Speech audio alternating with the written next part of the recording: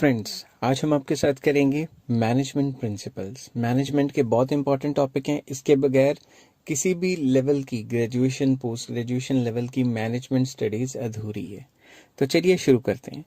Management principles क्या होते हैं, उसकी फीचर्स क्या है, नेचर क्या है, वो मैं डिस्कस करूंगा आज की वीडियो में। तो these are the general guidelines for decision making and behaviour of the managers. ये एक जनरल गाइडलाइंस है कि मैनेजर को क्या क्या करना चाहिए, किस हिसाब से ऑफिस में बिहेव करना चाहिए। These principles are very flexible and applied with creativity. ये जो प्रिंसिपल्स होते हैं ये काफ़ी ज़्यादा फ्लेक्सिबल होते हैं। फ्लेक्सिबल मतलब डायनेमिक, मतलब सिचुएशन के चेंज होने से चेंज हो जाते हैं, ठीक है। और ये क्रिएटिव होते हैं। क्रिएटिव मतलब मैनेजमेंट प्रिंसिपल्स तो हर कोई पढ़ता है, मगर हर एक का काम करने का तरीका तो अलग अलग है ना। तो जितना मैनेजर क्रिएटिव होगा वो उतना ही अच्छे तरीके से इनको अप्लाई कर पाएगा। Management principles are dynamic and they change with the change in environment. Situation and time के साथ ये चेंज होते रहते हैं। अब चलिए आगे चलते हैं नेक्स्ट पेज पे और डिस्कस करते हैं नेचर या फीचर्स ऑफ मैनेजमेंट प्रिंसिपल्स। तो जब भी आपको नेचर या फीचर्स का क्वेश्चन है तो आपको मीनिंग तो लिखना है ना। उसका मीनिंग इंट्रो में लिखना है। तकरीबन 4 to 5 लाइंस आपने फिल करनी है। सीधे ही फीचर्स नहीं लिखने शुरू कर देने, उससे अच्छा इंप्रेशन नहीं पड़ता। तो कोई भी क्वेश्चन आए सबसे पहले उसका 3-4 लाइंस का मीनिंग वगैरह लिखना बहुत जरूरी है। तो चलिए फर्स्ट पॉइंट पे चलते हैं। परवेजिव। परवेजिव का मतलब है हर एक जगह पे होता है।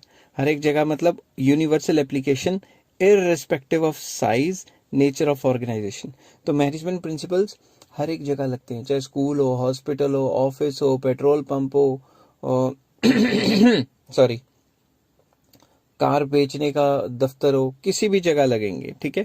तो परवेजिव का मतलब है मैनेजमेंट प्रिंसिपल्स वो प्रिंसिपल्स जो हर जगह लगेंगे, यूनिवर्सल एप्लीकेशन है।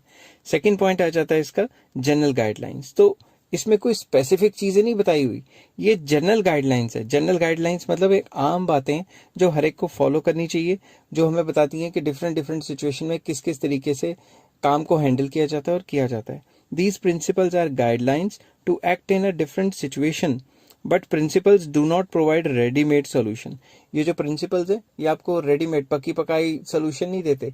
आपको क्रिएटिव होना पड़ेगा और उस प्रिंसिपल को अपने सिचुएशन के हिसाब से अप्लाई कराना पड़ेगा। One has to apply creativity. अपनी अपनी क्रिएटिविटी है हर इंसान की, उस हिसाब से प्रिंसिपल्स को अप्लाई करना पड़ता है। चलिए थर्ड पॉइंट पे चलते हैं। Found by practice and experiment. जब भी कोई मैनेजमेंट प्रिंसिपल बनता है तो सीधा नहीं आप रात को सोए और उठे और एकदम से प्रिंसिपल बन गया, ऐसा नहीं होता। उस प्रिंसिपल के लिए आपने पता नहीं कितना ज्यादा एक्सपेरिमेंटेशन की होगी कि चलो लेबर को ऐसे लगा के देख लेते हैं, चलो मशीन को ऐसे करके देख लेते हैं, वैसे करके देख लेते हैं। तो इसके पीछे बहुत ज्यादा प्रैक्टिस या एक्सपेरिमेंट्स होते हैं। तो चलिए मैं इसको पढ़ता हूँ सिंपल लैंग्वेज में। These principles are developed only after deep and thorough research and not develop in a short period। ये शॉर्ट पीरियड में डेवलप नहीं हुए, deep research and deep thorough study से, रोज काम कर करके ऐसे करके देखें वैसे करके देखें, प्रैक्टिस से हुए हैं। तो proper observations and experiments are conducted before developing them. उनको डेवलप करने से पहले प्रॉपर ऑब्जर्वेशंस और प्रॉपर क्या कहते हैं काम कर करके प्रैक्टिस से वो डेवलप किए गए। Fourth point flexible. फ्लेक्सिबल का तो सिंपल सा मतलब है कि ये अलग अलग सिचुएशन में अलग अलग तरीके से अप्लाई होगी। तो these can be applied differently under different situations. In simple words these are not rigid, ये रिजिड नहीं है, and can be modified according to manager. Manager के हिसाब से वो फ्लेक्सिबिलिटी है, चेंज करता रहता है सिचुएशन के चेंज होने से। नेक्स्ट पेज पे चलते हैं और फिफ्थ पॉइंट है मेनली बिहेवियरल। बिहेवियरल का मतलब है सॉरी बोल बोल के गला बैठ जाता है। These are formed to guide and influence the behavior of the employees। ये इसलिए बनाए गए हैं कि जो एम्प्लॉयज हैं एज वेल एज मैनेजर, दोनों का जो बिहेवियर है उसको चेंज किया जाए, दोनों के बिहेवियर को पॉजिटिव लाया जाए ताकि कंपनी का गोल हासिल हो सके। These focus on improving relationship between superior and subordinate। इनमें कुछ प्रिंसिपल्स ऐसे भी हैं, फ्योल ने कहे गए कि भाई कहा हुआ है कि भाई सुपीरियर और सबॉर्डिनेट के जो रिलेशंस है वो अच्छे होने चाहिए और अच्छे करने के तरीके भी बताए हैं। Also discuss the relationship between human and material goods. Humans में और मटेरियल गुड्स में मतलब इंसान जो एम्प्लॉई है और जो मटेरियल गुड मतलब मशीन है उसके बीच में कैसे ताल्लुकात अच्छे करने, उससे ज्यादा से ज्यादा काम कैसे निकलवाना मशीन से, उससे भी ये डील करते हैं। सिक्स पॉइंट आ जाता है cause and effect relationship. These principles are based on cause and effect relationship from a particular activity। किसी भी एक्टिविटी में बताएंगे इसके कॉज कारण क्या थे, वजह क्या थी और इसके असर क्या पड़ेंगे, ठीक है। तो ये जो मैनेजमेंट प्रिंसिपल्स हैं ये किसी भी प्रॉब्लम के कॉज और उसके इफेक्ट तक जाते हैं, पूरा मतलब डिटेल में स्टडी करते हैं उसको। रिजल्ट्स में नॉट बी 100% ट्रू, रिजल्ट्स जो है वो 100% ट्रू नहीं भी हो सकते, because its application depends on person to person. जैसे फेवल ने एक लॉ दे दिया, मान लो डिवीजन ऑफ लेबर, तो हर कोई उसको फॉलो तो कर रहा है, मगर हर कोई अपनी अपनी क्रिएटिविटी लगा रहा है, तो उसके हिसाब से हर एक की सक्सेस रेट अलग अलग होगी। Last is contingent. Contingent means application of such principles depends upon the situation prevailing in the organisation. हर एक की कंपनी में अलग अलग सिचुएशन चल रही है, तो जिस जिस हिसाब से सिचुएशन चल रही है उसी हिसाब से ये अप्लाई होते हैं, वैसे अन्य ये अप्लाई नहीं होते। आई होप ये सारी चीजें आपको समझ आ गई होंगी। और हेलो फ्रेंड्स, आज मैं आपके साथ करूंगा इंपॉर्टेंस ऑफ मैनेजमेंट प्रिंसिपल्स, या फिर इसको कह सकते हैं सिग्निफिकेंस ऑफ मैनेजमेंट प्रिंसिपल्स, कि ये जो मैनेजमेंट प्रिंसिपल्स हैं ये इतने इंपॉर्टेंट क्यों हैं, ये इतने सिग्निफिकेंट क्यों हैं। ठीक है, तो सबसे पहले मीनिंग इन इंट्रोडक्शन में जो भी आप इसका मीनिंग लिखोगे वो 4 to 5 लाइंस का लिखोगे, जो कि मैंने प्रीवियस वीडियो में आपको अच्छे से डिस्कस किया है, और उसका जो लिंक है वो मैं डिस्क्रिप्शन में दे दूंगा, तो आप नंबर वाइज वीडियो देखोगे तो आपको बहुत अच्छे तरीके से समझ आने वाली है। नेक्स्ट आ जाता है फर्स्ट पॉइंट जो इसका है कि ये इतनी इंपॉर्टेंट क्यों है। Providing managers with the useful insight into reality. जो भी मैनेजर्स हैं उनको यूजफुल नॉलेज प्रोवाइड करती है, उनकी एबिलिटी को बढ़ाती है, उनको अंडरस्टैंडिंग को बढ़ाती है, सो दैट कि वो अपने अंदर नई नई चीजें रियलिटी के हिसाब से ला सके। चलिए इसको सिंपल इंग्लिश में पढ़ते हैं। These principles act as a guidelines for managers. Managers के लिए गाइडलाइंस की तरह। These principles improve knowledge. ये मैनेजर्स की नॉलेज को इंप्रूव करते हैं, उनकी एबिलिटी को इंप्रूव करते हैं, उनकी अंडरस्टैंडिंग को इंप्रूव करते हैं। ठीक है, and these principles acts as a guide. ये एक गाइड है मैनेजर की, ताकि वो राइट डिसीजंस ले सकें राइट टाइम पे। ठीक है, तो ये पॉइंट सिंपल वर्ड्स में आपको ये बताता है कि मैनेजर्स की बहुत ज्यादा हेल्प करते हैं और उन्हें रियलिटी में लेके जाते हैं कि भाई ये सिचुएशन है और इसके हिसाब से आपको ये काम करने चाहिए। Next point, optimum allocation of resources. Optimum allocation of resources तो सिंपल सा है कि ये जो प्रिंसिपल्स हैं ये इंसिस्ट करते हैं, ये जोर देते हैं, किस पे जोर देते हैं कि प्लान तरीके से एक्टिविटीज करो और सिस्टमेटिक ऑर्गेनाइजेशन करो, मैन एंड मटेरियल मतलब मशीन्स की और इंसानों की सिस्टमेटिकली ऑर्गेनाइज्ड करो उनको अच्छे तरीके से। इस हिसाब से करो कि fuller utilisation of given resources हो, क्योंकि जब भी फुलर यूटिलाइजेशन ऑफ रिसोर्सेज होंगे या वेस्टेज नहीं होंगे तो कंपनी बहुत अच्छा काम करती है और कंपनी के प्रॉफिट्स बढ़ जाते हैं। चलिए थर्ड पॉइंट पे चलते हैं, साइंटिफिक डिसीजंस। ये प्रिंसिपल्स हमें क्या करते हैं, ये साइंटिफिक तरीके से हमें डिसीजन लेने पे मजबूर कर देते हैं कि managers they enable the managers to take scientific decisions to solve the problems। तो जो भी प्रॉब्लम्स होंगी उनको साइंटिफिक तरीके से मतलब हैंडल करने के लिए ये हमें मदद करेंगे, ना कि कोई रूल ऑफ थंब या कोई तुक्केबाजी से मतलब ये प्रॉब्लम सॉल्व करने को कहेंगे। फोर्थ पॉइंट आ जाता है मीटिंग चेंजिंग एनवायरमेंट रिक्वायरमेंट। आपको ये तो पता है कि एनवायरमेंट क्या है, डायनेमिक। हर तीसरे दिन बिजनेस में कोई ना कोई नया चेंजेस आता रहता है, तो नए नए चेंजेस को किस तरीके से हैंडल किया जाता है ये हमें बिजनेस मैनेजमेंट के जो प्रिंसिपल्स हैं ये हमें नॉलेज देते हैं और हमें रास्ता दिखाते हैं। It helps the managers to change with the changing environment. Environment के चेंज होने से मैनेजर को कैसे हैंडल करना चाहिए वो बताते हैं। Management principles train managers in implementing the changes in rigid direction at a right time. Basically ये बताता है कि मैनेजर को इम्प्लीमेंट करने को क्या कहते हैं, implementing the change in rigid direction. जो उसने रिजिडनेस पकड़ी हुई है उसको सॉल्व करने में हेल्प करते हैं कि भाई रिजिडनेस को छोड़ के फ्लेक्सिबिलिटी पे आओ और राइट टाइम पे ये सारा कुछ चेंज करो। तो बेसिकली इस पॉइंट में ये कहते हैं कि ओवरऑल एनवायरमेंट के हिसाब से अपने बिजनेस को चेंज करना या मैनेजमेंट को चेंज करना मैनेजर्स को ये सिखाता है कि किस किस तरीके से ये किया जाता है। चलिए नेक्स्ट पॉइंट पे चलते हैं। फिफ्थ पॉइंट आ जाता है इफेक्टिव एडमिनिस्ट्रेशन। तो एडमिनिस्ट्रेशन संभालना किसका काम है, टॉप लेवल मैनेजमेंट का। टॉप लेवल मैनेजमेंट अच्छी तरह से रूल्स रेगुलेशन बनाएगी ताकि इफेक्टिव तरीके से मैनेजमेंट की जा सके या एडमिनिस्ट्रेशन किया जा सके। तो it is a top level management that to maintain effective administration.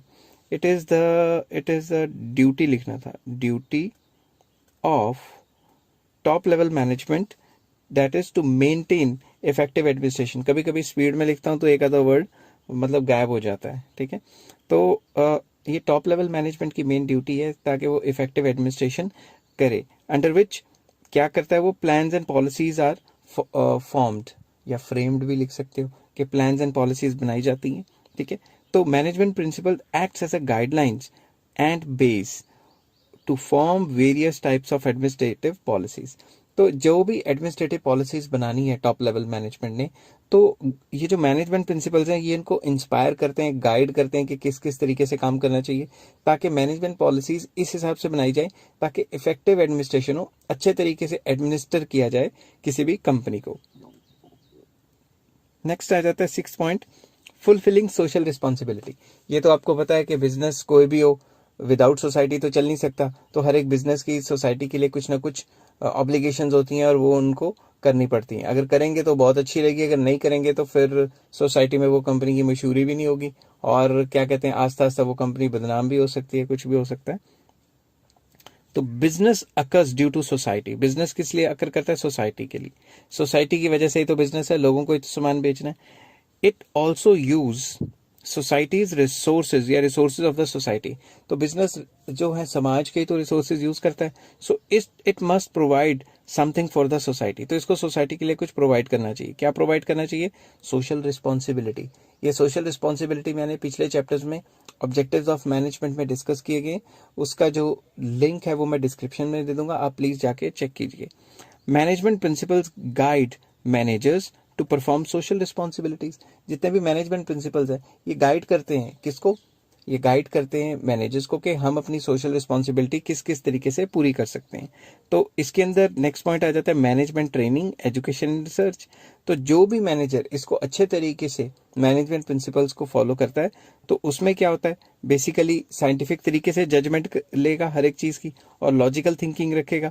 इसी वजह से क्या होगा, these principle acts as a base for doing research. तो इसी वजह से जब वो इन प्रिंसिपल्स को बेस मान के चलेगा, जो मैंने आगे आने वाले टाइम पे डिस्कस करने हैं, फेयोल के भी और औरों के भी, और वो क्या करेगा, ये रिसर्च करेगा, नए नए तरीके उस प्रिंसिपल को अपने बिजनेस पे अप्लाई करके नए नए तरीके या नए नए तरीके से एप्लीकेशन उनकी सीखेगा। ठीक है, तो सिंपल वर्ड्स में यहाँ पे क्या बताने चाहते हैं कि इस वजह से मैनेजमेंट प्रिंसिपल्स को फॉलो करने की वजह से रिसर्च एंड डेवलपमेंट होती है और हर एक मैनेजर के अपने न्यू आइडियाज आते हैं और उसकी इमेजिनेशन बढ़ती है ताकि वो नए नए तरीके से काम करे और काम पहले से बेहतर हो।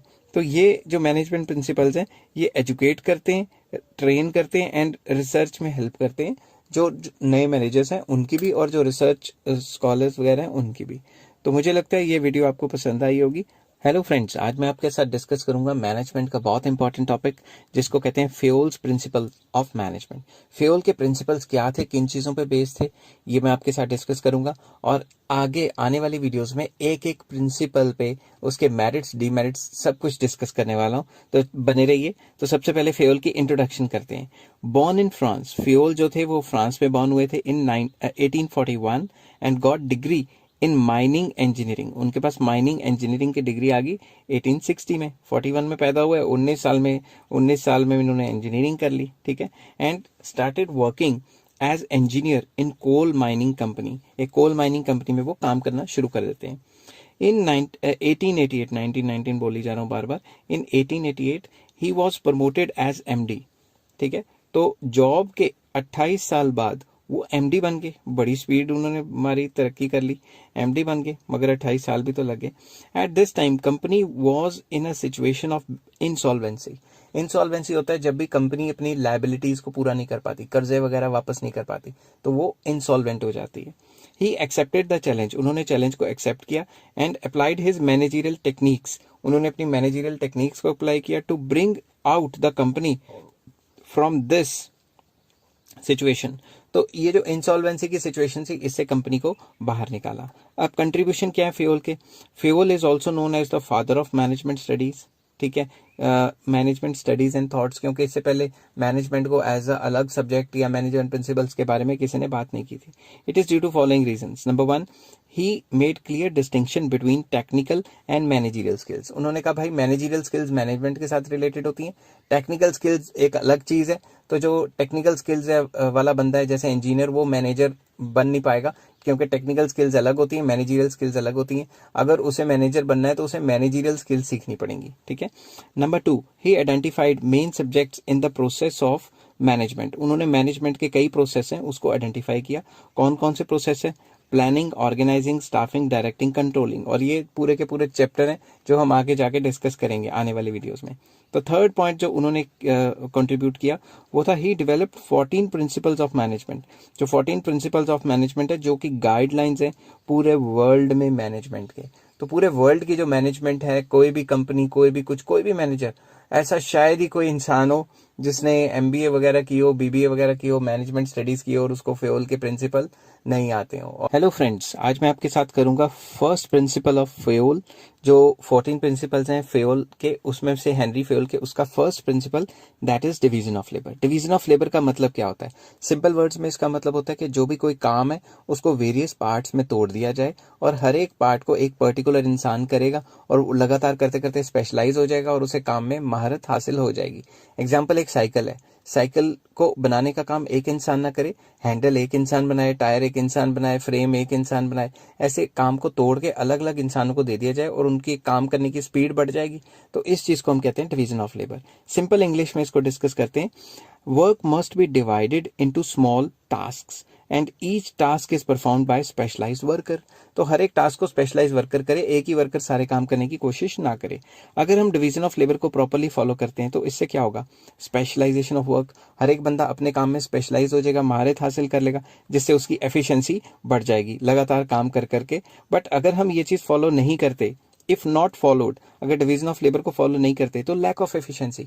कभी कोई इंसान कोई काम कर रहा है, दूसरे पल में कोई दूसरा काम कर रहा है, तो फिर इससे एफिशिएंसी तो बढ़ेगी नहीं। नो स्पेशलाइजेशन, हम ये नहीं कह सकते कि ये इंसान इस पर्टिकुलर काम में स्पेशलाइज है, क्योंकि उससे तो सारे काम करवा लिए जाते हैं। And third, chances of duplication of work. ऐसा भी हो सकता है कि एक इंसान को कभी एक काम करा रहे हैं, कभी दूसरा काम करा रहे हैं, वो काम करा रहे हैं जो पहले से कोई और इंसान कर रहा है। हर एक को अलग अलग काम दिया होता है, तो डुप्लीकेशन ऑफ वर्क होने के चांसेस ही ना रहते। आई होप ये सारी चीजें आपको समझ आ गई होंगी। हेलो फ्रेंड्स, आज मैं आपके साथ करूंगा हेनरी फेयोल के जो 14 प्रिंसिपल्स था उसका second principle, that is authority and responsibility. तो सिंपल वर्ड्स में चलिए शुरू करते हैं। Authority means power to take decisions, responsibility means obligations to complete the job assigned on time. तो अथॉरिटी का मतलब होता है पावर देना कि आप टाइम टू टाइम डिसीजंस ले सको, और रिस्पॉन्सिबिलिटी का मतलब होता है ऑब्लिगेशन कि अगर आपने वो काम नहीं किया तो ऑब्लिगेशन है आपके ऊपर कि वो काम आपको करना ही करना है टाइम पे। जैसे फॉर एग्जांपल सुपीरियर सबऑर्डिनेट को काम दे देते हैं और उनको रिस्पॉन्सिबिलिटी भी दे देते हैं कि भाई तुमने ये, तुम्हारे ऊपर ऑब्लिगेशन है कि तुमने ये काम इस टाइम पे खत्म करना है। There must be a balance between the authority and responsibility. Responsibility और अथॉरिटी में बैलेंस होना चाहिए, ठीक है। कभी भी अथॉरिटी ज्यादा नहीं होनी चाहिए और रिस्पॉन्सिबिलिटी कम। अगर अथॉरिटी पावर ज्यादा दे देंगे और रिस्पॉन्सिबिलिटी कम देंगे तो भाई जो सबऑर्डिनेट है वो बिल्कुल भी काम नहीं करेगा, एंड वाइस वर्सा। मतलब अगर अथॉरिटी दे दी कम और रिस्पॉन्सिबिलिटी ज्यादा, फिर भी वो बेचारा टेंशन में आ जाएगा और काम नहीं करेगा, ठीक है। तो चलिए नेक्स्ट पेज पे चलते हैं और इसके पॉजिटिव इफेक्ट्स वगैरह करते हैं। तो फर्स्ट पॉजिटिव इफेक्ट है कि अगर उसे रिस्पॉन्सिबिलिटी और अथॉरिटी बराबर देते हैं तो नो मिसयूज ऑफ अथॉरिटी। वो अपनी अथॉरिटी का मिसयूज नहीं करेगा क्योंकि उस पर रिस्पॉन्सिबिलिटी भी तो है ना।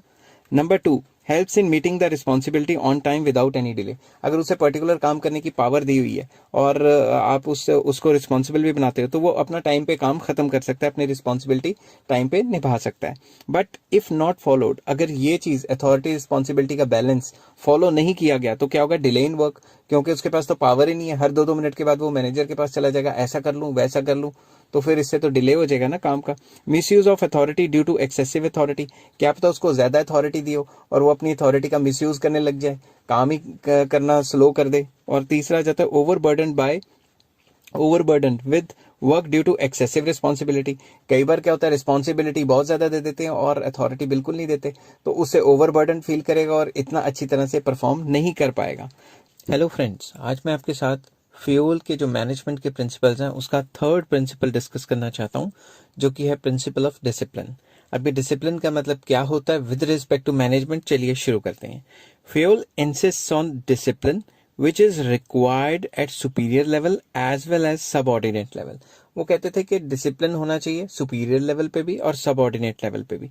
डिसिप्लिन का मतलब क्या है? डिसिप्लिन का मतलब है it includes to follow code of conduct. Proper जो कोड ऑफ कंडक्ट है, काम करने का तरीका, rules regulations of employment agreement, जो भी एग्रीमेंट हुआ है सबऑर्डिनेट और सुपीरियर के बीच में, एम्प्लॉयर एम्प्लॉय के बीच में, उसके सारे रूल्स एंड रेगुलेशंस मानना। Meeting the commitments at all level, जिस भी लेवल पे आप काम कर रहे हैं, top level, middle level, lower level, किसी भी लेवल पे काम कर रहे हैं, जो जो आपकी कमिटमेंट्स हैं उनको पूरा करना। और judicious application of penalties. Judicious application of penalties का मतलब ये कि फॉर एग्जांपल एक लोअर लेवल पे इंसान है, वो काम करता है, उसने 10 दिन की छुट्टी ले ली, उसकी अगर तनख्वाह कट रही है, तो जो मिडिल लेवल या टॉप लेवल पे 10 दिन की छुट्टी लेता है या कुछ करता है, उसका भी सेम वो होना चाहिए। मतलब जब भी किसी को पेनल्टी लग रही है तो उसका ओहदा देख के कम या ज्यादा नहीं होनी चाहिए, जुडिशियस एप्लीकेशन ऑफ पेनल्टीज होनी चाहिए। तो डिसिप्लिन का मतलब है ओवरऑल रूल्स रेगुलेशंस फॉलो करो कंपनी के, और जो जो आपको काम दिया गया वो काम करो। तो चलिए नेक्स्ट पेज पे चलते हैं और देखते हैं कि इसके पॉजिटिव इफेक्ट क्या हैं। अगर पॉजिटिव इफेक्ट डिस्कस करें तो सबसे पहले अगर डिसिप्लिन के हिसाब से चलते हैं तो सिस्टमेटिक काम चलेगा, पूरी की पूरी ऑर्गेनाइजेशन में काम सिस्टमेटिक और अच्छे तरीके से चलेगा, और इससे एफिशिएंसी भी इंप्रूव होगी। But on the other hand अगर इसको फॉलो नहीं करते, अगर आप इस चीज को फॉलो नहीं करते डिसिप्लिन को, तो क्या होगा? डिसऑर्डर फैल जाएगा, कंफ्यूजन फैल जाएगी, क्योस फैल जाएगा, किसी को कोई पता नहीं क्या कर रहा है, कोई अपनी मर्जी करेगा, कोई किसी तरीके से काम करेगा। Number 2, wastage of resources. Resources man और मटेरियल दोनों की वेस्टेज बहुत ज्यादा होने वाली है, क्योंकि किसी को पता ही नहीं कि रूल्स रेगुलेशंस क्या है और किस तरीके से काम करना है, और काम करने में डिले हो जाएगा क्योंकि हर कोई अपनी कमिटमेंट टाइम पे पूरी नहीं कर पाएगा। आई होप आपको ये सारी चीजें समझ आ रही होंगी। हेलो फ्रेंड्स, आज हम कर रहे हैं मैनेजमेंट के प्रिंसिपल्स फेयोल के, और उसका 4th प्रिंसिपल आज करेंगे। 3 प्रिंसिपल्स मैं डिस्कस कर चुका हूँ, जिनका लिंक डिस्क्रिप्शन में आपको मिल जाएगा। पूरी की पूरी प्लेलिस्ट का डिस्क्रिप्शन भी आपको जो लिंक है डिस्क्रिप्शन में मिल जाएगा। चलिए शुरू करते हैं। यूनिटी ऑफ कमांड कहता है कि जितने भी एम्प्लॉयज हैं या जितने भी सबऑर्डिनेट्स हैं, वो सिर्फ एक ही सुपीरियर से ऑर्डर लेंगे। अगर एक से ज्यादा सुपीरियर्स हुए या एक से ज्यादा उनका बॉस हुआ, तो एक बॉस कहेगा ये काम करो, दूसरा बॉस कहेगा ये काम करो, तो वो खज्जल हो जाएंगे और कंफ्यूज हो जाएंगे। समझ गए बात? तो चलिए शुरू करते हैं। An employee should receive orders from one boss and should be accountable to one superior only, because if he is receiving orders from more than one boss, then he will get confused and will not be able to understand that whose orders must be executed first. अगर 2 से ज्यादा boss होंगे, वो कहेगा इसका काम करूं, उसका काम करूं, किसका काम करूं, कंफ्यूज रहेगा। तो जितने भी एम्प्लॉयज हैं उनके सर पे एक ही बॉस होना चाहिए या एक डिपार्टमेंट का एक ही बॉस होना चाहिए, तो वो थोड़ा कन्वीनियंट रहेगा। ठीक है, चलिए आगे चलते हैं और इसके पॉजिटिव इफेक्ट देखते हैं। सबसे पहले नो कंफ्यूजन। किसी भी एम्प्लॉय के या सबऑर्डिनेट के मन में ये कंफ्यूजन नहीं होगी किसका ऑर्डर माने, क्योंकि बॉस ही एक है। इसमें ईगो क्लैशेस भी नहीं होंगे। अगर 2 बॉस हुए, एक बॉस कहेगा मेरा काम करो, दूसरा कहेगा मेरा काम करो, ऐसे तो एम्प्लॉय कंफ्यूज हो जाएगा कि किसका काम करें किसका ना काम करें। इससे क्या होता है? It improves effectiveness. काम करने की इफेक्टिवनेस बढ़ती है और काम अच्छे तरीके से होता है। अगर ये फॉलो ना किया गया, if not followed, then confusion आ जाएगी। एम्प्लॉय सोचेगा इसका काम करूंगा तो भी गया, उसका काम करूंगा तो भी गया, अगर मगर में ही फंसा रह जाएगा। Number 2, subordinates will get a chance to escape. Subordinates जो है उनको चांस मिल जाएगा एस्केप करने का, ताकि वो अपनी रिस्पॉन्सिबिलिटी मतलब जो है रिस्पॉन्सिबिलिटी नहीं निभा पा रहे तो उनको बहाना मिल जाएगा। फॉर एग्जाम्पल, एक बॉस कहेगा मेरा काम क्यों नहीं किया, वो कहेगा सर मैं दूसरे बॉस का काम कर रहा था। दूसरा बॉस कहेगा सर मैं पहले बॉस का काम कर रहा था। तो ऐसे दोनों को झूठ मूठ बोल के अपनी रिस्पॉन्सिबिलिटी से बचता रहेगा और मुफ्त की तनख्वाह खाता रहेगा। तीसरा, ईगो क्लैशेस। क्या पता 2 बॉस जो सेम लेवल पे हैं वो एक दूसरे से ईगो क्लैशेस पे आ जाए कि भाई मेरी बात मान, मैं सुपीरियर हूँ, मैं इससे अच्छा हूँ। तो ईगो क्लैशेस अगर बॉसेस के बीच में हो गए तो कंपनी की तो तबाही होगी। 4th point, difficulty in maintaining discipline. तो डिसिप्लिन मेंटेन ही नहीं रहेगा। जो इससे पहले वाला प्रिंसिपल था डिसिप्लिन मेंटेन कैसे रहेगा जब 2 बॉसेस हैं और वो अपनी अपनी मनमर्जियां चलाई जा रहे हैं। आई होप ये सारी बात आपको समझ आ गई होगी। अगर हेलो फ्रेंड्स, आज हम आपके साथ करेंगे हेनरी फेयोल के मैनेजमेंट प्रिंसिपल्स का 5th प्रिंसिपल, जो कि कहता है unity of direction. Unity of direction का मतलब है जितने भी एम्प्लॉयज हैं उनके जो एफर्ट्स हैं वो एक ही डायरेक्शन में लगने चाहिए। ऐसा नहीं कि कुछ एम्प्लॉय एक डिपार्टमेंट में कोई काम कर रहे हैं, दूसरा कोई डायरेक्शन में काम कर रहे हैं। अगर डायरेक्शन लेस हुए तो काम ही नहीं चलेगा डिपार्टमेंट का। तो चलिए इसको सिंपल लैंग्वेज में लिखते हैं। The efforts of all the employees of an organisation must be directed towards one direction only, that is achievement of common goal। तो जो भी एक पर्टिकुलर डिपार्टमेंट या एक ऑर्गेनाइजेशन है उसका जो मेन मकसद होना चाहिए वो एक पर्टिकुलर गोल होना चाहिए और सारे के सारे एम्प्लॉयज उसी डायरेक्शन में काम करें। अगर यूनिटी ऑफ डायरेक्शन नहीं होगी, हर कोई अपनी मनमर्जी करेगा, तो फिर काम अच्छी तरीके से नहीं चलेगा। पॉजिटिव इफेक्ट्स क्या है इसके? अगर सारे यूनिटी ऑफ डायरेक्शन को फॉलो करते हैं तो फर्स्ट पॉजिटिव इफेक्ट है अचीवमेंट ऑफ ऑर्गेनाइजेशन गोल।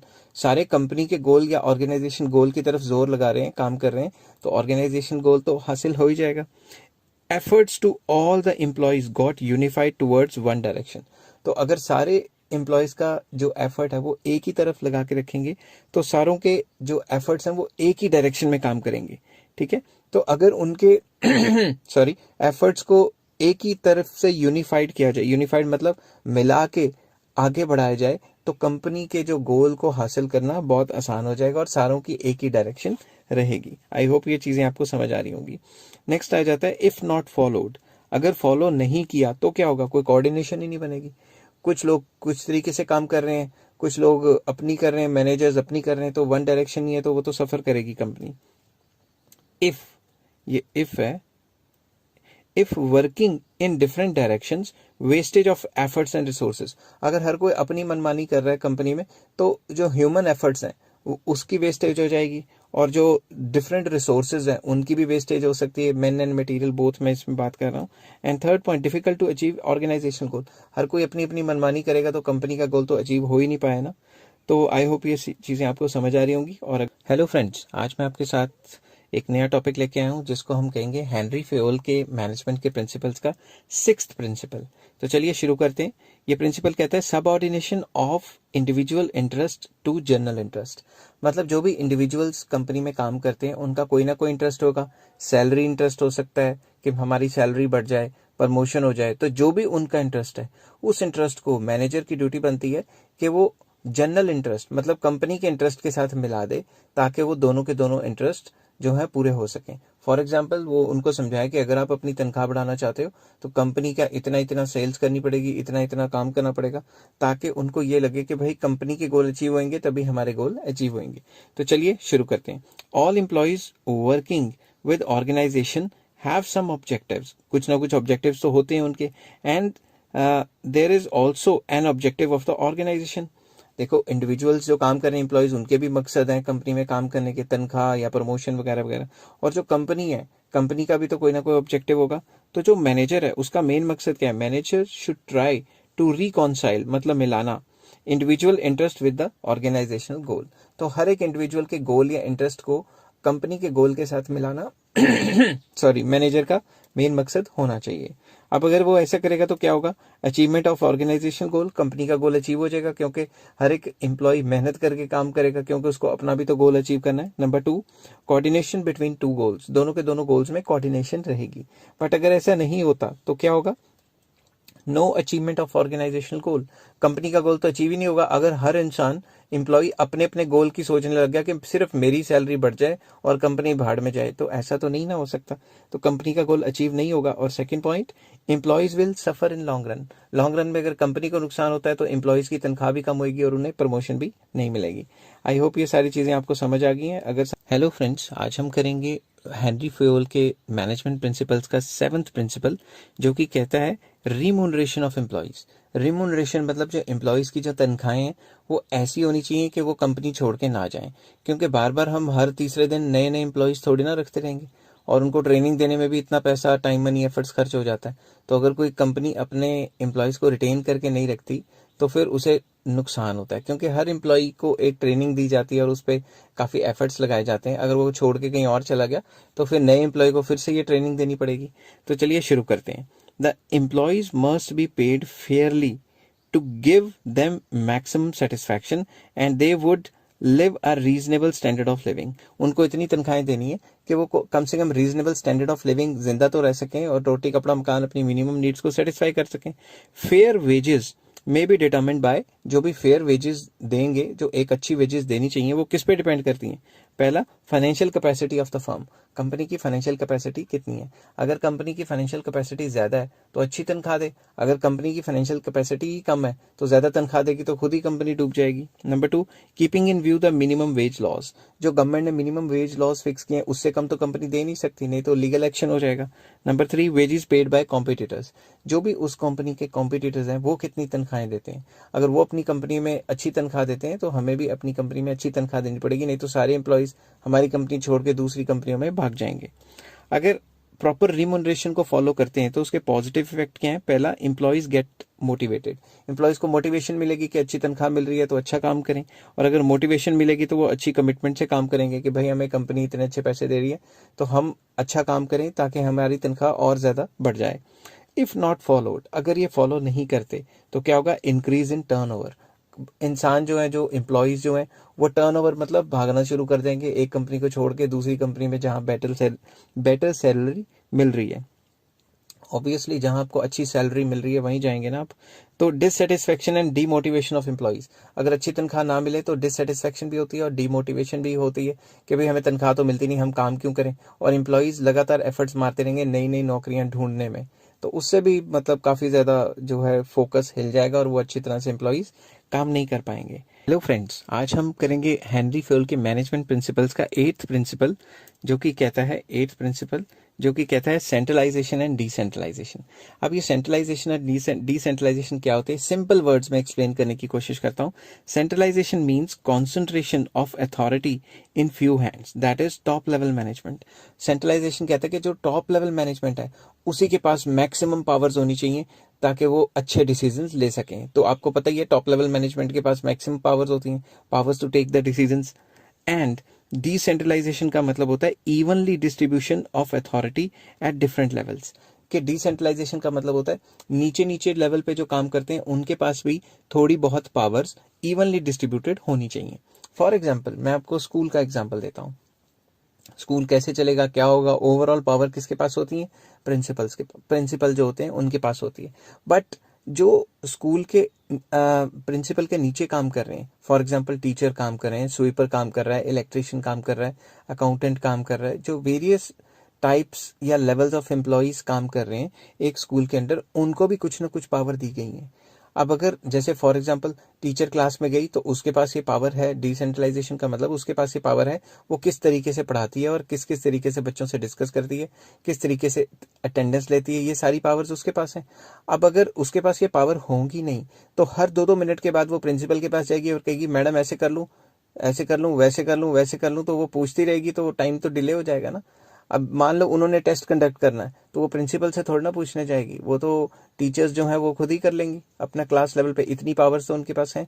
तो हर एक लेवल पे, हर एक ऑर्गेनाइजेशन में जो नीचे नीचे लेवल पे काम कर रहे होते हैं उनके पास कुछ ना कुछ पावर्स होती हैं, जिसको हम कहते हैं डिसेंट्रलाइजेशन। तो डिसेंट्रलाइजेशन के अंडर जो भी लोअर लेवल्स पे काम कर रहे होते हैं, किसी भी लेवल पे काम कर रहे हैं, उनकी कुछ ना कुछ पावर्स ऑटोमेटिकली होती हैं। वो कंपनी पहले से डिसाइड करती है कि ये पावर्स इनके पास होंगी।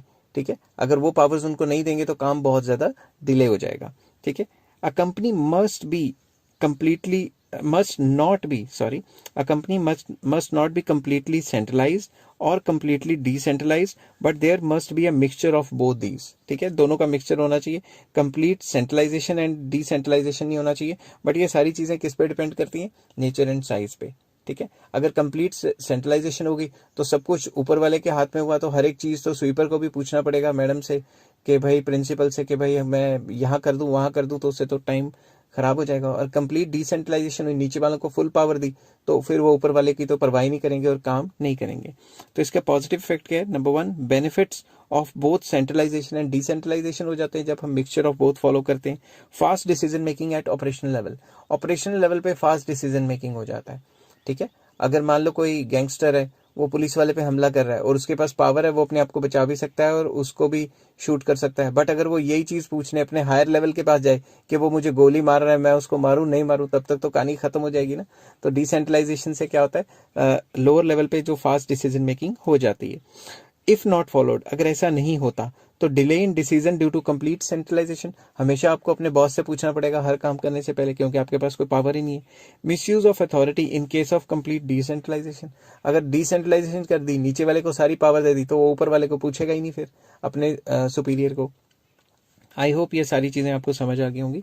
हेलो फ्रेंड्स, आज मैं आपके साथ 9th प्रिंसिपल लेके आया हूँ फयोल के मैनेजमेंट प्रिंसिपल्स में से 9th प्रिंसिपल्स।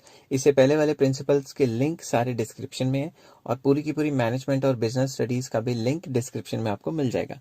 सारे टॉपिक नंबर वाइज चल रहे हैं, तो मैं कोशिश करता हूँ कि हर रोज एक एक टॉपिक अपलोड कर दूँ। तो चलिए शुरू करते हैं। स्केलर चेन होता क्या है? प्रिंसिपल ऑफ स्केलर चेन एक इंपॉर्टेंट पार्ट है। Principle of scalar chain means chain of superior from highest level to lowest level, कि एक चेन होनी चाहिए कि हाईएस्ट लेवल का बंदा नीचे वाले को ये बताएगा, ये नीचे वाले को ये बताएगा, proper number wise flow of information होना चाहिए ऑर्डर। अगर ये वाला सीधा इसको बताना शुरू कर देगा तो काम तो खराब ही हो गया ना, फिर इन एम्प्लॉयज को रखने का क्या फायदा हुआ, ठीक है ना। This chain must be followed strictly in the organisation, ये स्ट्रिक्टली फॉलो करनी चाहिए कि हर एक बंदा नंबर वाइज जो है मतलब अपने से नीचे वाले को बताता रहे और इंफॉर्मेशन देता रहे। Every information must pass through every important level of chain. तो अगर ये इंसान सीधा इसको बता देगा तो इन लेवल्स को रखने का क्या फायदा हुआ, फिर फालतू में तनख्वाह दे रहे हैं इनको। There must be no skipping of any level, किसी भी लेवल को स्किप नहीं करना चाहिए, ठीक है। तो ये प्रिंसिपल ऑफ स्केलर चेन कहती है। अगर ये प्रॉपरली फॉलो होगी तो क्या होगा, systematic flow of information step by step जाएगी हर एक के पास और स्क्रूटनाइज भी की जाएगी, मतलब उसको जांच पड़ताल की जाएगी कि सही है या गलत है। Next, no communication gap between within the organisation. Organisation में कम्युनिकेशन गैप नहीं होगा कि कुछ लोगों को पता है और बाकियों को पता ही नहीं कि काम क्या चल रहा है। इफ नॉट फॉलोड, अगर ये फॉलो नहीं करते तो कम्युनिकेशन गैप आ जाएगा। अगर ऊपर वाला 3-4 लेवल को छोड़ के सीधा नीचे डिस्कस करेगा और बीच वाले लेवल्स को बताया ही नहीं उसने क्या काम करना है, तो कम्युनिकेशन गैप आ जाएगा जिससे काम करने की एफिशिएंसी गिर जाएगी। सेकंड आ जाता है no clarity of authority responsibility relationship. तो अगर सुपीरियर नीचे वाले को बता रहा है तो सही है, इन दोनों की जो अथॉरिटी रिस्पॉन्सिबिलिटी का जो रिलेशनशिप है वो कायम रहेगा। मगर इसने बीच वाले को बताया नहीं, सीधा इस लेवल को बता दिया तो इसकी जिम्मेदारी तो खत्म ही होगी ना। तो आई होप ये सारी चीजें आपको समझ आ गई होंगी। हेलो फ्रेंड्स, आज मैं आपके साथ डिस्कस करने वाला हूँ हेनरी फ्यूल का 10th प्रिंसिपल। इससे पहले वाले प्रिंसिपल्स के जो लिंक है वो डिस्क्रिप्शन में आपको मिल जाएंगे और पूरी की पूरी प्लेलिस्ट का लिंक भी डिस्क्रिप्शन में मिल जाएगा।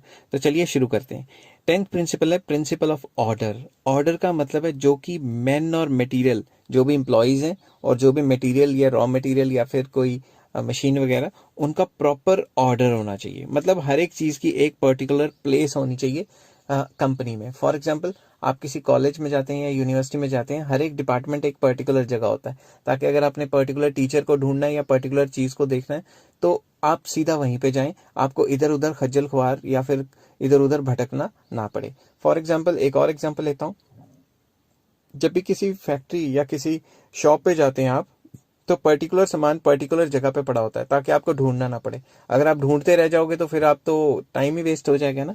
तो इसको सिंपल इंग्लिश में किस तरीके से लिखते हैं, it refers to arrangement of man and material, that is man और मटेरियल जो होता है, that is fix place for everything and everyone in the firm. जो कंपनी है उसके अंदर, कंपनी के अंदर या ऑर्गेनाइजेशन के अंदर हर एक इंसान या हर एक जो मटेरियल है उसकी एक फिक्स जगह होनी चाहिए, ठीक है। जैसे कंपनी में कंप्यूटर डिपार्टमेंट है, ठीक है ना, वो एक जगह होना चाहिए। इलेक्ट्रिसिटी डिपार्टमेंट है, वो एक जगह होना चाहिए। ये ना हो इलेक्ट्रिशियन को ढूंढते फिर रहे हैं और पूरा दिन ही निकल गया, पता ही नहीं वो कहाँ बैठा हुआ है। इस तरीके से नहीं होना चाहिए। तो अब इसके पॉजिटिव इफेक्ट, अगर principle of order, proper order follow करते हो तो इसका क्या असर रहेगा positive, no wastage of time in search of man and material.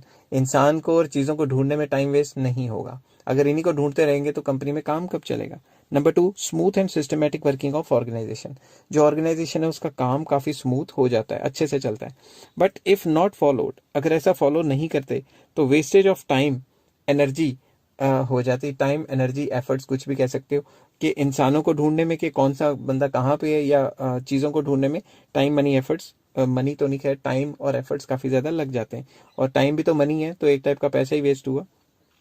Not able to contact right people at right time. सही इंसान को सही टाइम पे हम ढूंढ ही नहीं पाएंगे, ठीक है। तो हम ढूंढते रह जाएंगे कौन सा इंसान कहाँ पे है और कौन सा मटेरियल कहाँ पे है, हमें मिलेगा ही नहीं। आई होप ये सारी चीजें आपको समझ आ रही होंगी। अगर हेलो फ्रेंड्स, आज मैं आपके साथ हेनरी फ्यूल के मैनेजमेंट प्रिंसिपल्स का 11th प्रिंसिपल डिस्कस करूंगा, जो कि है प्रिंसिपल ऑफ इक्विटी।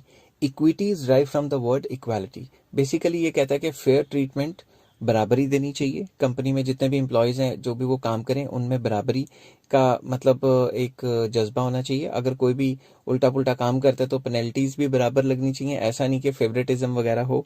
तो चलिए शुरू करते हैं। It refers to kind, fair and just treatment. Just मतलब जस्टिस होना चाहिए, ठीक है। Just treatment to the employees. If manager is biased, अगर मैनेजर बायस्ड रहेंगे, बायस्ड मतलब किसी कुछ एम्प्लॉयज की फेवर करें, जो उनके रिश्तेदार उन्होंने रखे हुए हैं या फिर उनके दोस्त हैं, उनकी फेवर करें और बाकियों की फेवर ना करें, तो ये अच्छी बात नहीं है। If manager is biased in dealing with employees employee से डील करने में बायस रहता है, then employees will get dissatisfied. तो जो एम्प्लॉयज हैं वो डिससेटिस्फाइड हो जाएंगे, भाई कि हम इतना काम करते हैं, हमारे को तो कोई होता नहीं है, ना हमारी तनख्वाहें बढ़ाता है, जो उनके रिश्तेदार हैं मैनेजर के उनकी तनख्वाहें बढ़ती रहती हैं और उनको वही वाहवाही मिलती रहती है। ठीक है, जब वो डिससेटिस्फाइड फील करेंगे तो क्या होगा, and will not contribute to their maximum capacity. तो उनका मूड ही नहीं करेगा काम करने का, तो वो अपनी मैक्सिमम कैपेसिटी में काम ही नहीं करेंगे। तो आपने सोचा कभी कि जितने भी गवर्नमेंट एम्प्लॉयज हैं, वो कई लोग तो बहुत अच्छा काम करते हैं, ठीक है, उनकी तो जज्बा होता है अच्छा काम करने का, मगर कई लोग बिल्कुल ही काम नहीं करते। उनको पता है भाई तनख्वाह तो मिल ही जानी है, और हमें कौन सा प्रमोशन मिल रही है, फिलहाल प्रमोशन 4-4 5-5 साल के बाद जो भी होता है क्राइटेरिया, उसके बाद तो मिलनी है, काम करें ना करें। ठीक है, तो उनको कईयों को ये पता है कि मेरी मिनिस्टर की सिफारिश तो है नहीं, तो काम करने का क्या फायदा। तो कहने की बात यह है कि अगर इक्वल ट्रीटमेंट देंगे सबको तो वो बहुत ज्यादा अच्छा रहेगा। It means no discrimination with respect to sex, मतलब मेल फीमेल में कोई नहीं होना चाहिए डिफरेंस कि भाई मेल्स को प्रमोशन देते रहो या फीमेल्स को मत दो, and vice versa. Religion and language के बेस पे प्रमोशंस या फिर कोई ट्रीटमेंट कोई मतलब इस टाइप का बिहेवियर नहीं करना चाहिए कि किसी के साथ पॉजिटिव कर दो किसी के साथ नेगेटिव। काम जिस हिसाब से किया जाता है उस हिसाब से करना चाहिए। आपको मैंने अभी जो है गवर्नमेंट एम्प्लॉयज की एग्जांपल दी। गवर्नमेंट एम्प्लॉयज में काफ़ी ज़्यादा मतलब एफिशिएंट भी होते हैं और कई लोग इनएफिशिएंट भी होते हैं, क्योंकि उनको पता है कि भाई हमारी सिफारिश तो है नहीं, हम अच्छा जितना मर्जी काम कर लें कोई फ़र्क तो पड़ना नहीं है, हमने कौन सा ऊपर जाना है, ऊपर तो उन्हीं लोगों ने जाना है जिनकी सिफारिश हो। तो ऐसे काम यहाँ मतलब चलते रहते हैं। नेक्स्ट आ जाता है पेज पे मेरिट्स एंड डीमेरिट्स वगैरह। डीमेरिट्स तो नहीं है खैर इसके। पॉजिटिव इफेक्ट्स अगर इसी तरीके से प्रॉपर फॉलो किया जाएगा तो एम्प्लॉयज को क्या होगा, एम्प्लॉयज को सेटिस्फैक्शन मिलेगी कि हमारे साथ इक्वल ट्रीटमेंट होता है, और वो मोटिवेटेड फील करेंगे कि भाई कंपनी में जो है बराबरी रहती है और कंपनी बहुत अच्छी है, और उनका मोरल जो है अप रहेगा, उनका कॉन्फिडेंस अप रहेगा। बट इफ नॉट फॉलोड तो क्या होगा, एम्प्लॉयज डिससेटिस्फाइड फील करेंगे कि भाई जितना अच्छा काम कर लो हमें तो कोई पूछता ही नहीं है, हमारी तो कभी तनख्वाह बढ़ेगी नहीं। तीसरा, इंक्रीज इन टर्नओवर, वो कंपनी छोड़ के दूसरी कंपनियों में भागना शुरू कर देंगे। एंड थर्ड पार्ट है unhealthy relations between superior and subordinate, क्योंकि सुपीरियर उनको अच्छा ट्रीटमेंट नहीं देते, जस्ट ट्रीटमेंट नहीं देते, तो क्या किया जाएगा, वो मतलब सुपीरियर और सबऑर्डिनेट के जो रिलेशन है उनमें तलखियां आ जाएंगी। तलखियां मतलब सस्पिशन आ जाएगा कि मैं काम करूं मुझे पूछते नहीं है, ऐसा वैसा। तो उसमें काफ़ी ज़्यादा मतलब वो हो जाएगी, मतलब अनहेल्दी रिलेशन बन जाएंगे। आई होप ये सारी चीज़ें आपको समझ आ गई होंगी। अगर हेलो फ्रेंड्स, आज मैं आपके साथ डिस्कस करूंगा हेनरी फ्योल के मैनेजमेंट प्रिंसिपल्स का 12th प्रिंसिपल, जो कि कहता है stability of tenure of personnel. जितने भी आपने एम्प्लॉयज रखे हुए हैं उनकी जो टेन्योर है उसमें स्टेबिलिटी रहनी चाहिए। मतलब ये नहीं कि आप कभी भी मुंह उठा के किसी को निकाल दें और किसी को भी रख दें। उनको ये यकीन होना चाहिए एम्प्लॉयज को कि भाई उनकी नौकरी पक्की है। अगर पक्की नौकरी का अगर उनको होगा, अगर उनको पता है कि हमारी नौकरी पक्की है, तो वो और अच्छे तरीके से कॉन्फिडेंस से काम कर सकते हैं। अगर उनको पता है कि हमें तो कभी भी उठा के बाहर फेंक देंगे और हमें कभी भी फारिग कर सकते हैं ये लोग, तो उससे क्या होगा, वो मन लगा के काम नहीं करेंगे और हमेशा नई जॉब्स की सर्च में रहेंगे। तो उसमें उनका एफर्ट ज्यादा लग जाएगा, बल्कि काम में लगाना चाहिए। ठीक है, तो चलिए शुरू करते हैं इसको सिंपल वर्ड्स में। It means no frequent termination, किसी को फ्रीक्वेंटली बाहर नहीं निकालना, या फिर कभी कभी किसी को निकाल दिया, कभी किसी को निकाल दिया। एंड ट्रांसफर ऑफ एम्प्लॉयज, तो ट्रांसफर भी नहीं करना एक डिपार्टमेंट से दूसरे डिपार्टमेंट, उसको एक ही जगह पे काम कराओ ना, तभी तो वो उसको एक्सपर्ट बनेगा काम करके। Management must provide feeling of job security among employees, employees के दिमाग में ये होना चाहिए कि उनकी जॉब पक्की है, so that employees can work without any fear and job loss. तो उनके मन में कोई डर नहीं होना चाहिए और वो अच्छे तरीके से कॉन्फिडेंस से काम कर सकें। और इसके पॉजिटिव इफेक्ट क्या है, इससे काम अच्छी तरीके से करेंगे तो एफिशिएंसी बढ़ेगी। और इसमें क्या होगा, no wastage of time and resources, उनके टाइम और रिसोर्सेज वेस्ट नहीं होंगे in search of new job, कि भाई यहाँ तो जॉब पक्की नहीं है कहीं और कर लेते हैं। ठीक है, तो अब अगर इस चीज को फॉलो नहीं किया जाता, इफ नॉट फॉलोड, तो क्या होगा, wastage of resources in learning new job. हम एक जगह से छोड़ के दूसरी जगह जाएंगे, दूसरी जगह से छोड़ के तीसरी जगह जाएंगे, क्योंकि पक्की नौकरी नहीं मिल रही। अगर इसी तरीके से होता रहेगा तो हमारी वेस्टेज हो जाएगी रिसोर्सेज की। हम आधी जिंदगी तो नई नई जॉब्स को ढूंढते रहेंगे और नई नई क्या कहते हैं लर्निंग स्किल्स करते रहेंगे, जिससे कि हमारी मतलब जिंदगी वेस्ट होने के चांसेस बहुत ज्यादा है। कि हमारा जो लिमिटेड टाइम होता है ना जॉब करने का, अगर उसी में 25-30 जॉब्स चेंज कर ली, तो फिर हम हर नई जॉब के लिए नई चीजें सीखेंगे, तो मतलब हम तो कुछ खज्जल ख्वार हो जाएंगे ना फिर इस तरीके से। नेक्स्ट आ जाता है frustration and dissatisfaction among employees. Employees इतना डिससेटिस्फाइड फील करते हैं कि हमारी नौकरी पक्की तो है नहीं, अगर पक्की नौकरी होती तो बहुत अच्छा होता, तो वो सेटिस्फैक्शन नहीं आएगी उनको, तो वो अच्छी तरीके से मन लगा के काम नहीं करेंगे और नई नई जॉब्स को सर्च करते रहेंगे। हेलो फ्रेंड्स, आज मैं आपके साथ डिस्कस करूंगा हेनरी फेयोल का 13th मैनेजमेंट प्रिंसिपल, जो कि होता है प्रिंसिपल ऑफ इनिशिएटिव। इनिशिएटिव का मतलब क्या होता है कि हर एक एम्प्लॉय को सेल्फ मोटिवेटेड रहना चाहिए और इनिशिएटिव लेके काम की अपॉर्चुनिटीज करनी चाहिए। मतलब उनको खुद आगे बढ़ के काम करना चाहिए कि भी अपने मैनेजर को कहें कि भाई साहब मुझे काम दीजिए, मैं इस तरीके का काम बहुत अच्छे तरीके से कर सकता हूँ। तो चलिए इसको सिंपल इंग्लिश में एक्सप्लेन करने की कोशिश करते हैं। It means taking first step with self motivation, कि एम्प्लॉयज को खुद आगे बढ़ के सेल्फ मोटिवेशन से मैनेजर को काम मांगना चाहिए कि भाई ये काम है आपके पास, इसमें से ये काम मुझे दे दो, मैं अच्छे तरीके से इसको पूरा कर लूंगा। Employees must be given opportunity to take some initiative in making and executing the plan. तो जो भी कोई डिपार्टमेंट का प्लान बनेगा तो एम्प्लॉयज को मौका देना चाहिए कि वो आगे बढ़ के पार्टिसिपेट कर सकें और अपने जो व्यूज हैं वो भी दे सकें और उस काम को अच्छे तरीके से निभा भी सकें।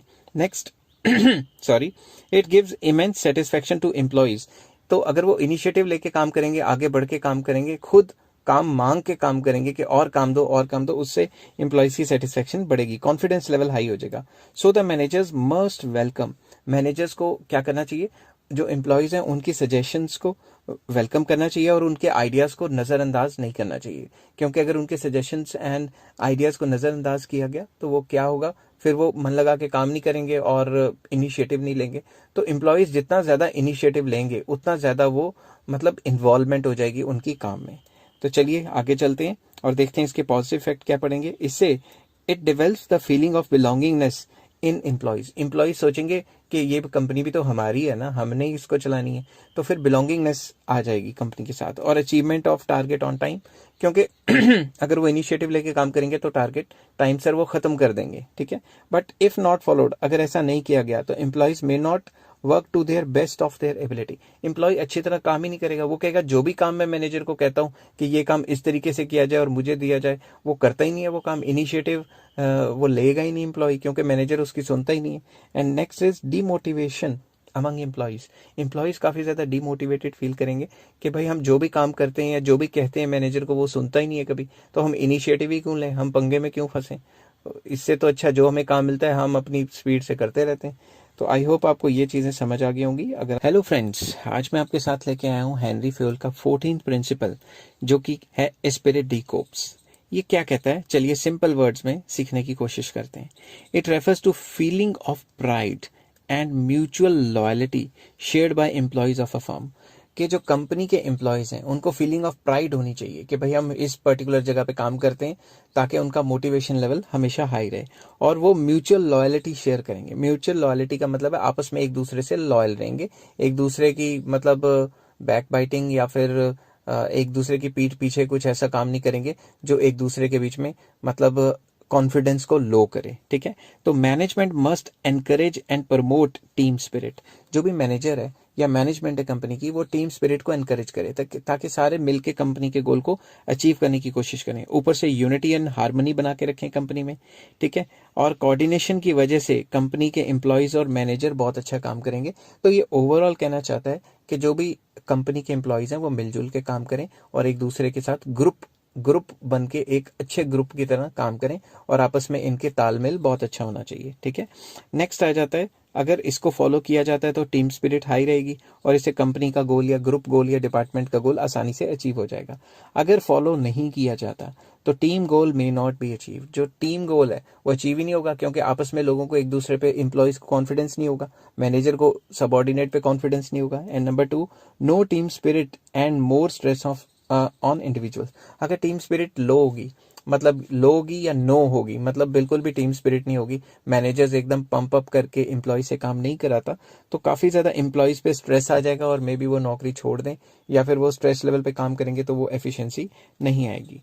हेलो फ्रेंड्स, आज मैं आपके साथ बिजनेस स्टडीज का एक टॉपिक लेके आया हूँ, जो कि है scientific management developed by FW Taylor. Taylor ने कौन कौन से मैनेजमेंट प्रिंसिपल्स लाए थे वो हम डिस्कस करेंगे और क्या क्या इनका कंट्रीब्यूशन था वो डिस्कस करेंगे।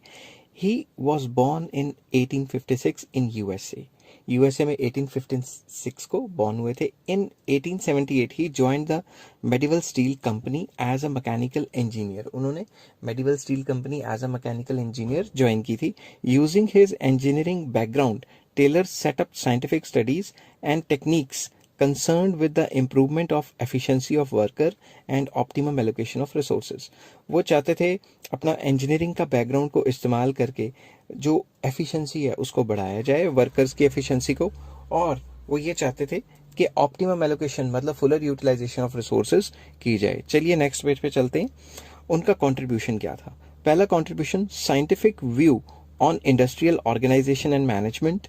उन्होंने जो इंडस्ट्रियल ऑर्गेनाइजेशन एंड मैनेजमेंट पे साइंटिफिक व्यू अपना रखा और जो कि काफ़ी ज़्यादा मशहूर हुआ। दूसरा, पब्लिशिंग। उन्होंने पब्लिश किए various books like shop management, piece rate system and principles of scientific management etcetera etcetera.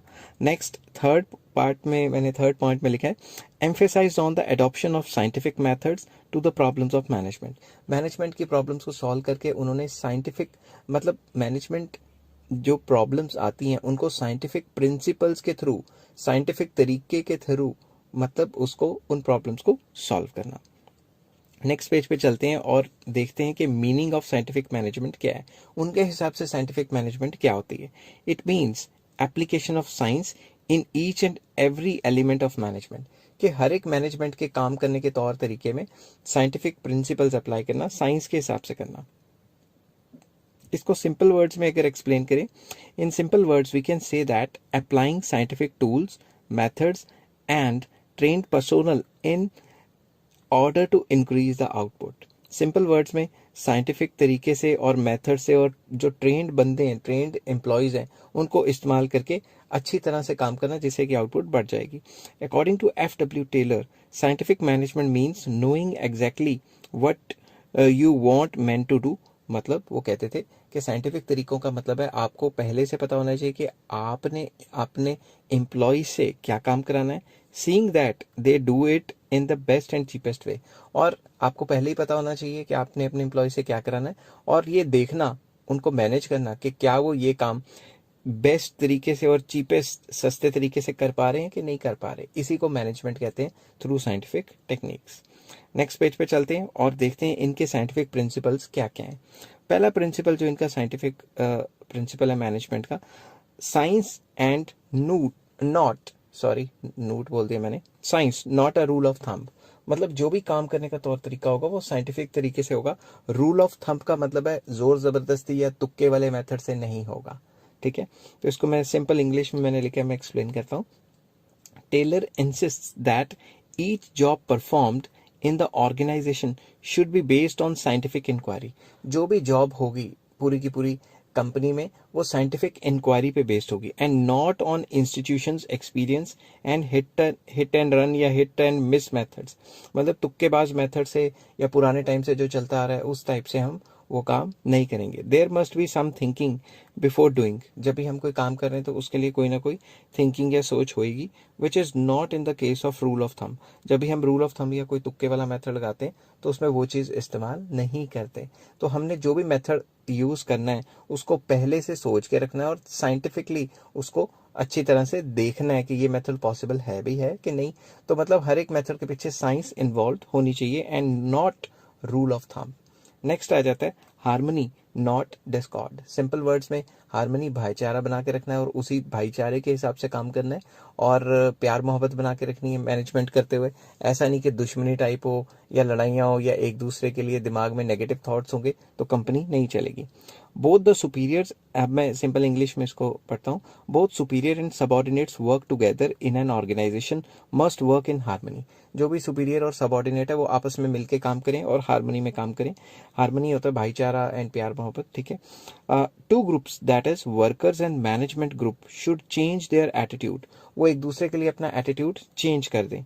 ठीक है, ही इंसिस्ट ऑन मेंटल रेवोल्यूशन। उन्होंने मेंटल रेवोल्यूशन की बात की थी जिसमें both the workers and the management, उनके दिमाग में मेंटल रेवोल्यूशन आना चाहिए। मतलब जो एक दूसरे के लिए शक की भावना है बिल्कुल ही अपनी जो थिंकिंग है वो चेंज करनी पड़ेगी, which means complete change in the attitude and outlook for each other. एक दूसरे के लिए सोच चेंज करनी पड़ेगी। जैसे लेबर हमेशा सोचता है कि मैनेजमेंट उसका हक खाती है, उसे तनख्वाह नहीं देती, और मैनेजमेंट हमेशा सोचती है कि लेबर काम तो करता नहीं, मैं इसको तनख्वाह उतनी दूंगा और एक्सप्लॉइट ज़्यादा करूंगा। तो दोनों की थिंकिंग में चेंज आना चाहिए, जिससे कि काम करने की एफिशिएंसी बढ़ेगी। Third point, cooperation and not individualism. वो कहते थे जब भी एक कंपनी में वेरियस एम्प्लॉयज, सुपीरियर सबॉर्डिनेट दोनों काम कर रहे हैं, तो दोनों एक दूसरे से कोऑपरेट करेंगे, तभी काम अच्छी तरह से होगा। अगर हर कोई कंपनी में इंडिविजुअल थिंकिंग लेके बैठ जाएगा कि मैं अपने हिसाब से करूंगा और मेरी तनख्वाह बढ़ती रहे, मेरी ही प्रमोशन होती रहे, और कंपनी की नहीं सोचेगा, तो लॉन्ग टर्म में नुकसान होगा और कंपनी बंद हो जाएगी। तो इसको सिंपल इंग्लिश में लिखते हैं, the work must be carried on in a cooperation and with, जो भी कॉपरेशन है विद ईच अदर, जो भी काम होगा वो एक दूसरे से कॉपरेशन के साथ होना चाहिए, विद म्यूचुअल कॉन्फिडेंस, आपस में म्यूचुअल कॉन्फिडेंस होना चाहिए, and understanding for each other, एक दूसरे के लिए काफी अंडरस्टैंडिंग चाहिए। Both the workers and managers must work in cooperation, जो वर्कर्स और मैनेजर्स है वो दोनों के दोनों कॉपरेशन से काम करेंगे और इंडिविजुअलिज्म से काम नहीं करेंगे। फोर्थ पॉइंट आ जाता है, development of workers to their efficiency and prosperity. जो वर्कर्स हैं उनको अच्छे तरीके से डेवलप करना है, उनके काम करने के तौर तरीके अच्छे करने हैं, उनको सिखानी है नई नई चीज़ें, ताकि उनकी एफिशिएंसी बढ़े। और प्रॉस्पेरिटी बढ़ने का मतलब यहाँ है कि ये उतना तो कमा सकें जितना मतलब इतनी कमाई इनकी हो सके जिससे कि वो अपना मिनिमम गुजारा अच्छे से कर सकें। जितना मिनिमम गुजारा अच्छे से करेंगे, उतना ही आप खुद सोचो, जितनी तनख्वाह उनको अच्छी लगेगी उतनी ही वो डेडिकेशन से काम करेंगे। ठीक है, तो इसको सिंपल इंग्लिश में करते हैं, efficiency of organisation depends on efficiency of worker. Worker की एफिशिएंसी जो होगी उसी हिसाब से जो कंपनी है उसकी एफिशिएंसी होगी। Which depends on the training, ये किस पे डिपेंड करती है, training and selection of employees. अच्छी ट्रेनिंग और अच्छी सिलेक्शन प्रोसीजर होगा तो कंपनी ज्यादा एफिशिएंट होगी। Due care should be taken while selecting, जब भी आप किसी एम्प्लॉय को सिलेक्ट कर रहे हो तो आपको एक अच्छी केयर देनी पड़ेगी। And after selection they must be given job according to their qualification, उनको उनकी क्वालिफिकेशन के हिसाब से नौकरी देनी चाहिए। Employees must be sent for training from time to time, उनको टाइम टू टाइम ट्रेनिंग भी देनी चाहिए ताकि उनको एक अच्छी काम करने की स्किल्स जनरेट हो जाए। This will ensure efficiency and prosperity, अगर उनके अंदर अच्छी स्किल्स होंगी तो उनकी प्रॉस्पेरिटी भी बढ़ेगी, मतलब तनख्वाह तो ऑटोमेटिकली बढ़ी जाएगी। कंपनी की किस किस की बढ़ेगी, कंपनी की भी कमाई अच्छी होगी क्योंकि एम्प्लॉयज के पास अच्छी स्किल्स है, और वर्कर्स की तो होगी होगी क्योंकि जब कंपनी कमाएगी तो वर्कर्स को तो पैसे मिलेंगे ही मिलेंगे। तो आई होप ये सारी चीजें आपको समझ आ गई होंगी। हेलो फ्रेंड्स, आज मैं आपके साथ डिस्कस करूंगा साइंटिफिक टेक्निक्स। जो भी साइंटिफिक टेक्निक्स हैं टेलर्स की वो क्या है, जो टेलर ने साइंटिफिक टेक्निक ऑफ मैनेजमेंट दी थी वो क्या है, किस तरीके से एक्सप्लेन करनी है अगर आपको पेपर में आ जाए। सबसे पहले इंट्रोडक्शन लिखनी है, आपने इंट्रो लिखनी है 4-5 लाइंस की, जो मैंने प्रीवियस वीडियो में इंट्रोडक्शन दी हुई है वहां से आपने देख लेनी है। तो प्रीवियस वीडियो पहले देखें जाके, उसका लिंक मैं डिस्क्रिप्शन में दे रहा हूं।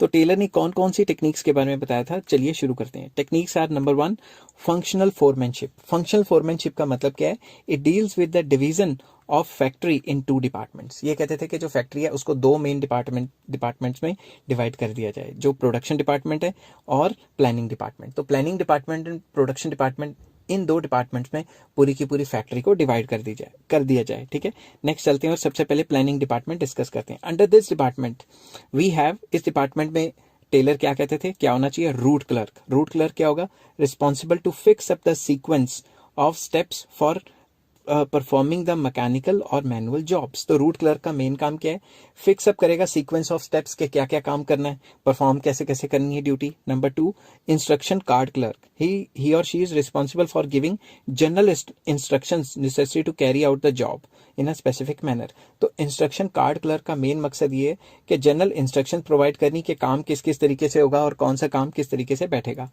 सी पॉइंट में time and cost clerk, time and cost clerk का मेन मकसद क्या है, responsible to fix up time for starting and completion of job. ये बताएगा कि कब शुरू करना है काम, कब खत्म करना है, कितना टाइम एक काम के लिए लगना चाहिए, etcetera. He also prepares the cost sheet for every job, हर एक जॉब के लिए ये कॉस्ट शीट प्रिपेयर करेगा कि इस काम को करने का इतना खर्चा आता है। और डी, डिसिप्लिनेरियन, बेसिकली ये डिसिप्लिन बना के रखेगा, रिस्पॉन्सिबल फॉर परफॉर्मिंग या performance of job in orderly and systematic way. तो जो भी सिस्टमैटिक तरीका है उस तरीके से कंपनी में काम चलता रहे, उसको देखने के लिए डिसिप्लिनेरियन बनाया जाता, मतलब ये इंसान को ड्यूटी दी जाती है। नेक्स्ट आ जाता है प्रोडक्शन डिपार्टमेंट और ऑपरेशनल डिपार्टमेंट। तो पहला डिपार्टमेंट जो उन्होंने कहा था प्लानिंग डिपार्टमेंट, दूसरा आ जाता है ऑपरेशनल डिपार्टमेंट या प्रोडक्शन डिपार्टमेंट। इसमें वो कहते थे 4 फोरमैन होने चाहिए। सबसे पहला गैंग बॉस। गैंग बॉस क्या करेगा? ही और she arranges all the machines, tools and other resources required to perform a job without any delay. किसी भी डिले के बिना, किसी भी देरी के बिना सारी मशीन्स को अरेंज करना, टूल्स को अरेंज करना और सारे रिसोर्सेज को अरेंज करना ताकि काम लगातार चलता रहे। नेक्स्ट है speed boss. Speed boss ensure करता है कि टाइमली कंप्लीशन ऑफ जॉब, कि टाइम सर काम खत्म हो जाए। तो वो एकदम मजदूरों के और वर्कर्स के सर पे खड़ा रहेगा और काम करवाता रहेगा कि टाइम सर ये काम खत्म हो जाए। नेक्स्ट आ जाता है repair boss. Repair boss ensure करता है कि सारी जो मशीन्स हैं एंड टूल्स हैं they are kept in a working condition. अगर कोई रिपेयर करनी है या कुछ करना है उनका टाइम टू टाइम ओवरहॉलिंग करनी है, कुछ ना कुछ करते रहना ताकि मशीन्स बंद ना हो। नेक्स्ट है इंस्पेक्टर। वो क्या करेगा? क्वालिटी चेक करके रखेगा आउटपुट पे कि जो क्वालिटी हमने डिसाइड की थी वो माल बन भी रहा है कि नहीं। तो बेसिकली 4 जो है इसमें आ जाते हैं। तो मैं एक बार थोड़ा रिव्यू कर रहा हूँ। फंक्शनल फोरमैनशिप में planning department, operational department. Planning में आ जाता था, प्लानिंग में route clerk, instruction card clerk, time and cost clerk and disciplinarian. अब दूसरी तरफ ऑपरेशनल डिपार्टमेंट में क्या आता है? Gang boss, speed boss, repair boss and inspector. तो फर्स्ट पॉइंट जो था फंक्शनल फोरमैनशिप का था। नेक्स्ट पॉइंट पे चलते हैं। ये आ जाता है standardisation and simplification of work. तो सबसे पहले स्टैंडर्डाइजेशन ऑफ वर्क क्या होता है? Standardisation of output means both the qualitative as well as quantitative standards for the product. जो भी हम डिसाइड कर रहे हैं कि जो हमने माल बनाना है तो उसके क्वांटिटेटिव एंड क्वालिटेटिव जो एस्पेक्ट हैं वो हमें पहले से डिसाइड करके रखने पड़ते हैं। To set up the standards the manager must make use of work study technique. तो स्टैंडर्ड को सेट करने के लिए कि किस तरीके से काम होगा कंपनी में, तो उसको जो मैनेजर है उसको वर्क स्टडी टेक्निक को मतलब एक बार अच्छी तरह से स्टडी करना पड़ेगा। वर्क स्टडी टेक्निक्स क्या होती हैं वो मैं भी बताता हूँ। Which includes time study, motion study and fatigue study. अब ये क्या क्या होती हैं वो मैं बताता हूँ आगे जाके। Main objective of standardisation are. तो मेन ऑब्जेक्टिव क्या है स्टैंडर्डाइजेशन की? अगर स्टैंडर्डाइजेशन अच्छी होगी तो it will reduce a given line of product. एक जो प्रोडक्ट है उसकी लाइन को कम कर देगा, मतलब उससे ज्यादा जगह धक्के नहीं खाने पड़ेंगे। प्रोडक्ट को नंबर वाइज कम स्टेजेस पे जाके वो प्रोडक्ट तैयार हो जाएगी। तो सेकंड आ जाता है allow interchangeability of manufactured parts. जो मैन्युफैक्चरिंग पार्ट्स है या जो पार्ट्स हैं वो इंटरचेंज हो सकते हैं। फॉर एग्जांपल जो सुजुकी की जितनी गाड़ियां हैं उनमें जो पार्ट्स हैं आप देखेंगे बटन बुटन स्विचेस एक ही टाइप के हैं। तो इस तरीके से मैनेजमेंट की जाती है कि जितने भी आप प्रोडक्ट बना रहे हो उसके बेसिक चीजें सेम रहेंगी, तो हमें एक ही चीज को बार बार नहीं बनाना पड़ेगा। Next to maintain the quality standards. Quality standards maintain हो सकते हैं इसके अंदर जो स्पेसिफिकेशन होता है उसमें। To set up the performance standards of man and material. Man और मटेरियल का जो परफॉर्मेंस स्टैंडर्ड है वो सेट किया जाता है स्टैंडर्डाइजेशन में कि भाई एक इंसान इतनी देर में इतना काम करेगा और एक मशीन इतनी देर में इतना काम करेगी। ठीक है। उसके बाद आ जाता है सिंप्लीफिकेशन। सिंप्लीफिकेशन का मतलब होता है we emphasise it mean by simplification we mean emphasis on elimination of unnecessary processes and procedures। तो सिंप्लीफिकेशन का मतलब है जो फालतू के जो प्रोसेसेस है ना प्रोडक्शन के अंदर, वो फालतू के प्रोसेस हटा देने हैं जिनकी वजह से जो काम है वो डिले हो रहा है। ठीक है। नेक्स्ट आ जाता है वर्क स्टडी। वर्क स्टडी के अंदर हम ये देखेंगे कि भाई हमारा मैक्सिमम आउटपुट हो जाए विद मिनिमम कॉस्ट। इसके लिए इसमें फॉलोइंग पॉइंट्स हैं। पहला फटीग स्टडी। फटीग स्टडी मतलब थकावट की स्टडी। तो मैनेजर को स्टडी करना चाहिए फ्रीक्वेंसी ऑफ रेस्ट इंटरवल, कि कितनी फ्रीक्वेंसी ऑफ रेस्ट, एक दिन में कितने रेस्ट इंटरवल देने चाहिए वर्कर को। अगर ज्यादा रेस्ट इंटरवल देगा काम नहीं होगा, कम रेस्ट इंटरवल देगा थक जाएगा तो प्रोडक्टिविटी कम हो जाएगी। और ड्यूरेशन ऑफ रेस्ट इंटरवल, कि कितने ड्यूरेशन का, कितने मिनट्स का रेस्ट इंटरवल वर्कर को देना है। तो वो कैसे रखेगा? Observe an average worker. एक एवरेज वर्कर को ऑब्जर्व करेगा व्हेन ही और she is performing a job and note down the timing when that worker starts getting tired. जब वो थकना शुरू हो जाएगा तो वो टाइमिंग नोट करना शुरू कर देगा कि भाई ऑन एन एवरेज इतनी देर बाद इंसान थकना शुरू हो जाता है, तो कोई नहीं चाय पानी के लिए तो इसको थोड़ा रेस्ट दे देते हैं।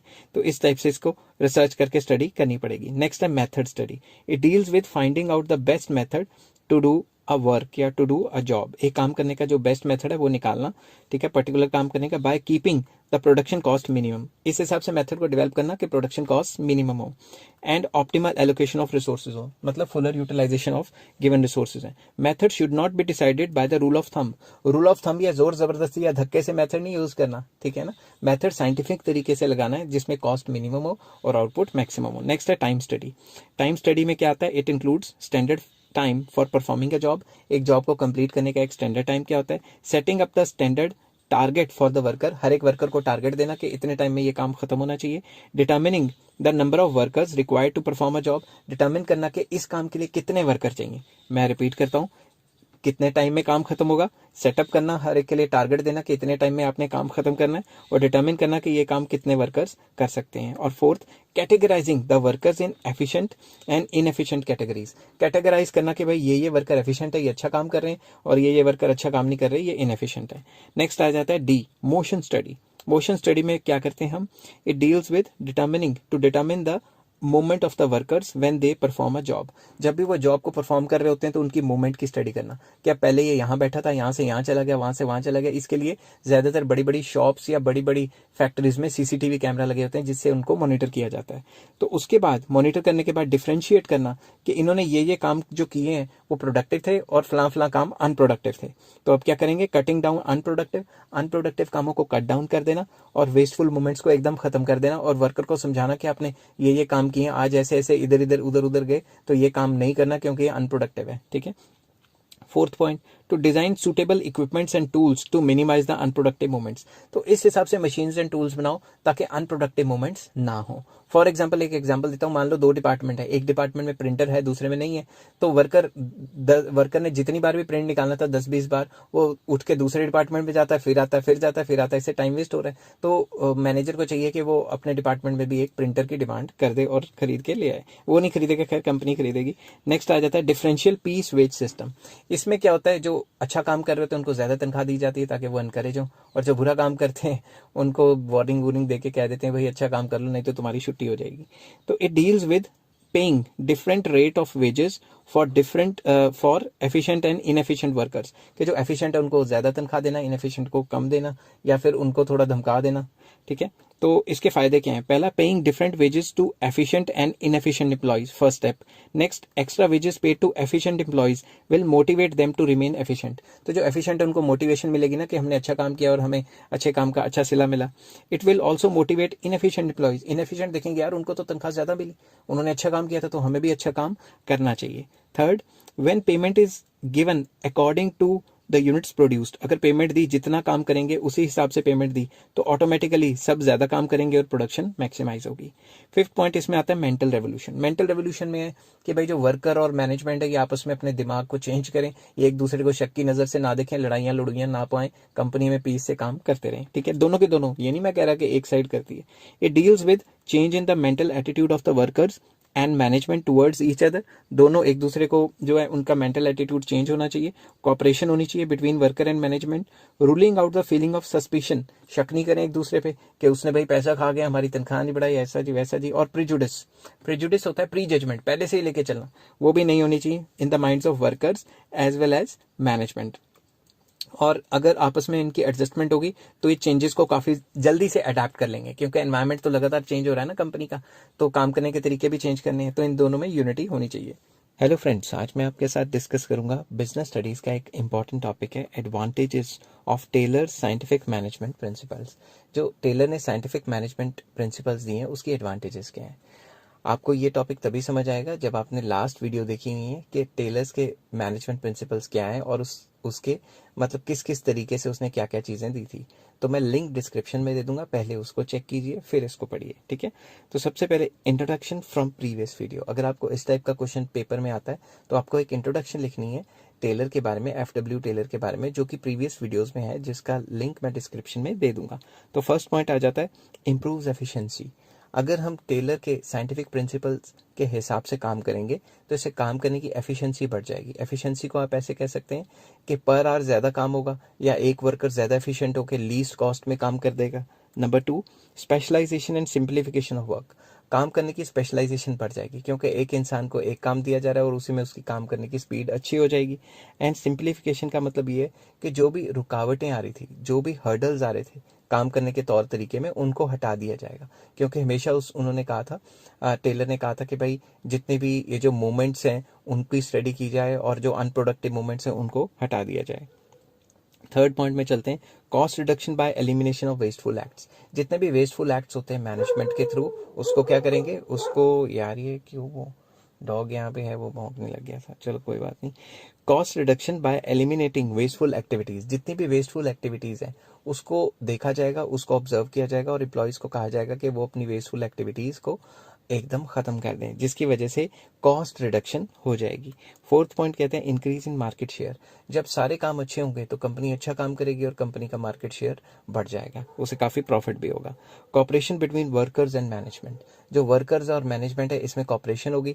जैसा कि टेलर ने बताया था कि मेंटल रेवोल्यूशन होना चाहिए। मेंटल रेवोल्यूशन का मतलब ये कि बोथ वर्कर्स और मैनेजमेंट एक दूसरे के लिए नेगेटिव थॉट्स ना रखें और ना ही नेगेटिव करें, हार्मनी में काम करें, तो कॉपरेशन तो बढ़ेगी इस सिचुएशन में। Improvement in the skills of worker, जब जो वर्कर्स हैं उनको प्रॉपर ट्रेनिंग दी जाएगी और टाइम टू टाइम उनको समझाया जाएगा क्या क्या करना है, तो उनकी स्किल्स अच्छी हो जाएंगी और उनकी एफिशिएंसी भी बढ़ जाएगी।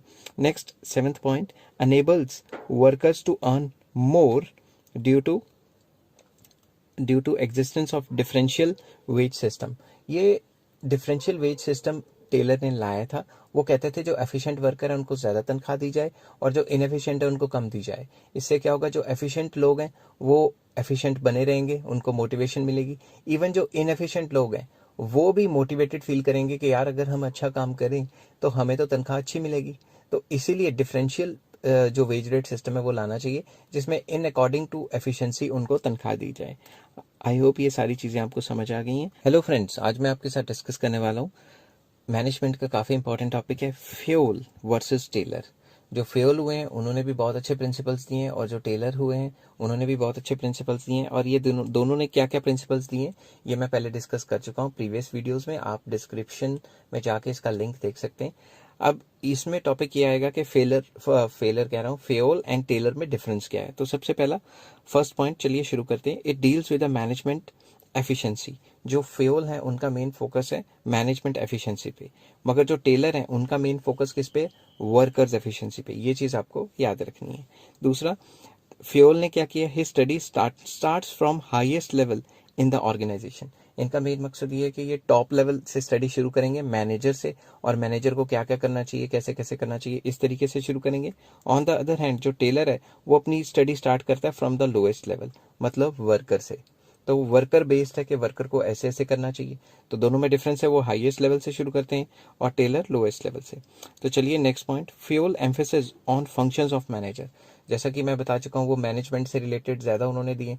तो फ्यूल के जो फंक्शंस हैं वो एम्फेसाइज करते हैं किसको, मैनेजर को। ऑन द अदर हैंड जो दूसरी तरफ टेलर हैं उनके जो प्रिंसिपल्स हैं वो क्या करते हैं, emphasise on standardisation of work. वो वर्क का स्टैंडर्ड डिक्लेयर करते हैं और उस हिसाब से काम कराते हैं। तो वो वर्कर बेस्ड अप्रोच है। नेक्स्ट पेज पे चलते हैं और फोर्थ पॉइंट डिस्कस करते हैं। फ्यूल जो है उनका मेन फोकस क्या है, development of principles for better management. कैसे प्रिंसिपल्स को उन्होंने इन्वेंट किया जिससे कि मैनेजमेंट अच्छे तरीके से हो सकती है। On the other hand Taylor जो है उनका मेन फोकस क्या है, focus on eliminating wasteful movements and saving energy of the workers. उनका मेन फोकस था कि वो जो है क्या कहते हैं अपना, जो वर्कर्स हैं उनकी जो वेस्टफुल मूवमेंट्स हैं उसको कंट्रोल किया जा सके और वर्कर्स की जो एनर्जी है उसको सेव किया जा सके। Next point, development of 14 principles of general management. जो फ्यूल है उन्होंने 14 प्रिंसिपल्स को अच्छे तरीके से डेवलप किया और इन्वेंट किया, जिसकी वजह से उनको फादर ऑफ मैनेजमेंट भी कहा जाता है। उसके बाद जो मतलब टेलर ने जो पॉइंट दिया उन्होंने क्या दिया, scientific techniques and scientific principles. उन्होंने साइंटिफिक टेक्निक्स एंड प्रिंसिपल्स दिए जिसकी वजह से मैनेजमेंट और अच्छे तरीके से हो सकती है। नेक्स्ट, फ्यूल ने 6 पॉइंट में लिखा है कि मतलब फ्यूल ने नहीं लिखा तो मैंने, मगर उनमें डिफरेंस बता रहा हूँ। बेसिकली उनकी जो पर्सनैलिटी थी वो थी रिसर्चर एंड प्रैक्टिशनर, ठीक है, जो कि फादर ऑफ जनरल मैनेजमेंट माने जाते हैं। ऑन द अदर हैंड जो टेलर है उनकी जो पर्सनैलिटी थी वो साइंटिस्ट की थी, कि basically he is a father of scientific management. 7th point है, strictly follow unity of command. Basically Fayol कहते थे कि यूनिटी ऑफ कमांड होनी चाहिए, कि एक बॉस एक एम्प्लॉय के ऊपर होना चाहिए। On the other hand Taylor कहते थे कि इसको फॉलो नहीं करना चाहिए। इनफैक्ट उन्होंने 8 बॉसेस के बारे में बताया, गैंग बॉस, ये बॉस, वो बॉस, जो कि आप उसमें जाके जो मैंने टेलर की वीडियो अपलोड की है उसमें जाके डिस्क्रिप्शन में चेक कर सकते हो। नेक्स्ट आ जाता है 8 पॉइंट, जो फ्यूल के प्रिंसिपल्स हैं उनकी यूनिवर्सल एप्लीकेशन है, मतलब वो हर जगह अप्लाई होंगे मैनेजमेंट प्रिंसिपल्स में। ऑन द अदर हैंड जो टेलर है उनकी स्पेशलाइज्ड एप्लीकेशन है और वो हर जगह इनके प्रिंसिपल्स अप्लाई नहीं हो सकते। आई होप ये जो डिफरेंस है